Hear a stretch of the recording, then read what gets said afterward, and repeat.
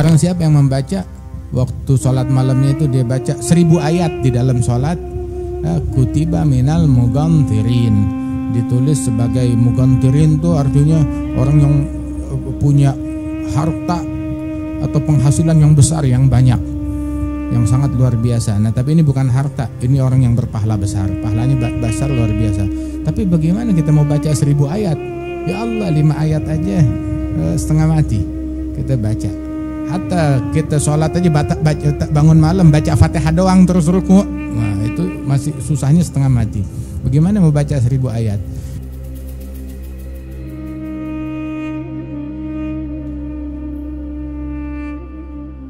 Itu di dalam hadis Rasulullah mengatakan, man qama bi 10 ayat lam yuktab minal ghafilin, man qama bi 100 ayat kutiba minal ganitin, man qama bi 1000 ayat kutiba minal mugantirin. Barang siapa yang tahajud bangun malam membaca 10 ayat, maka tidak ditulis sebagai orang yang ghaflah, yang lalai.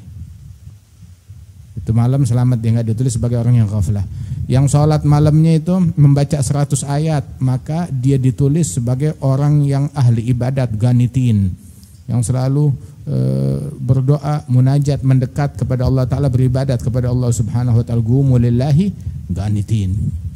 Barang siapa yang membaca waktu sholat malamnya itu dia baca 1000 ayat di dalam sholat, kutiba minal mugantirin, ditulis sebagai mugantirin itu artinya orang yang punya harta atau penghasilan yang besar, yang banyak, yang sangat luar biasa. Nah tapi ini bukan harta, ini orang yang berpahala besar, pahalanya besar luar biasa. Tapi bagaimana kita mau baca 1000 ayat? Ya Allah, 5 ayat aja setengah mati kita baca.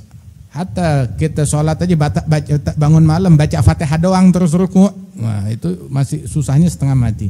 Bagaimana mau baca 1000 ayat?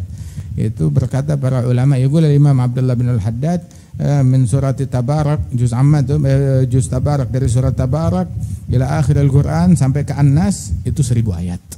Qal ba'dul ulama min surat Tabarak ila An-Nas itu 1000 ayat. 2 juz itu dapat 1000 ayat. 1000 ayat.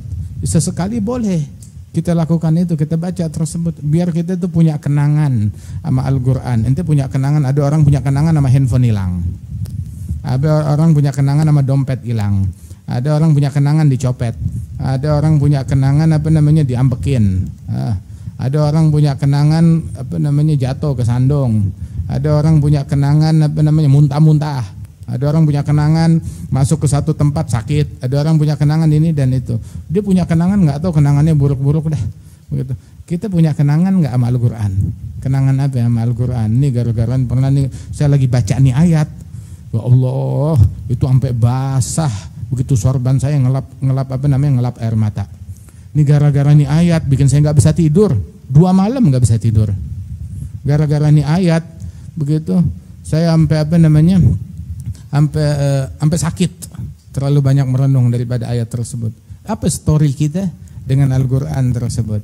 Nah karenanya itu kita harus punya kisah dengan Al-Quran, kita baca Al-Quran tersebut.